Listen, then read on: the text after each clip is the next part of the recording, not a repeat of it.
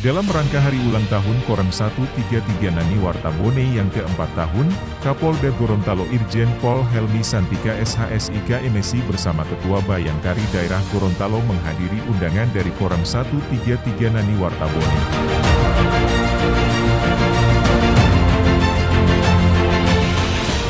Pada kegiatan ini, Kapolda Gorontalo didampingi para pejabat utama Polda Gorontalo, di antaranya Direktur Reskrimsus, Direktur Lalu Lintas, Direktur Pembinaan Masyarakat, Direktur Polisi Perairan, Komandan Satuan Brimob, dan KSPM.